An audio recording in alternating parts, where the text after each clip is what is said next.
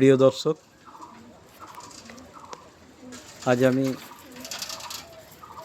বেড়ারি ব্রাহ্মণপাড়া এসেছি। এই দিকটায় দেখুন আর এই দিকটায় দেখুন, এটি বাবু বাড়ি। তখনকার দিনে সেই গেট এখনও রয়েছে। আর এই হচ্ছে বাবুদের দালান বাড়ি। দেখুন, মুখার্জি বাবুদের দালান বাড়ি এটা তখনকার দিনের, এখনও রয়েছে নিদর্শন।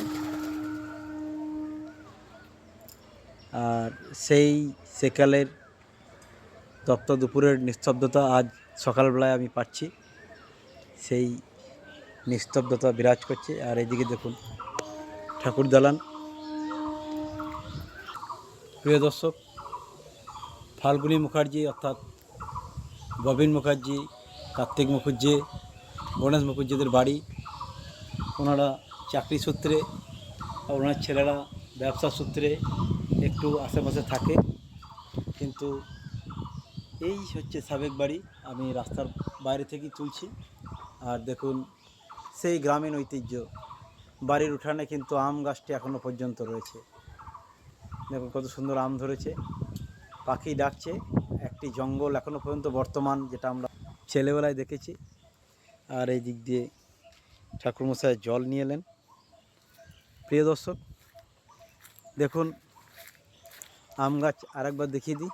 এখনও বৈশাখ মাস 2-4 দিন রয়েছে, বৈশাখের আম দেখুন। আর এই দিকটায় দেখুন কত সুন্দর পাখিরা ডাকছে। আর ঘন জঙ্গল, এখানে পুকুর আছে, কত সুন্দর দেখুন, জঙ্গলে ভরা রয়েছে। এখানে ওই দিকটায় পুরো শিব মন্দির।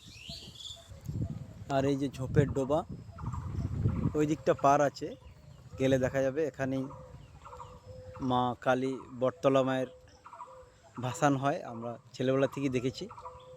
আর এই জঙ্গলটায় বিভিন্ন ধরনের পাখি আজ থেকে অনেক দিন আগের ভিডিওতে বলেছি, 30-35 বছর আগে আমরা ছেলেবেলা এইদিকে আসতাম। তো আমি এখানে এই জায়গাটিতে একটি গাছের ডালে ময়না পাখিকে বসে থাকতে দেখেছিলাম, এখন আর দেখা যায় না। তো প্রিয় দর্শক, নতুন পালক ফেসবুক পেজ ও ইউটিউব চ্যানেল থেকে আমি লক্ষণ। সকলে ভালো থাকবেন, সুস্থ থাকবেন। শুভ সকাল। গ্রাম বাংলার এই সুন্দর ভিডিও আপনাদের উপহার দিতে পারি আগামী দিনে।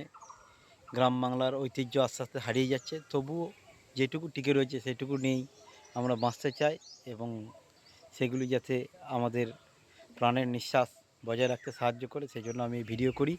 আপনাদের একটি মূল্যবান কমেন্ট আমার আরেকটি ভিডিও বানাতে অনুপ্রাণিত করে। সকলে ভালো থাকবেন, সুস্থ থাকবেন।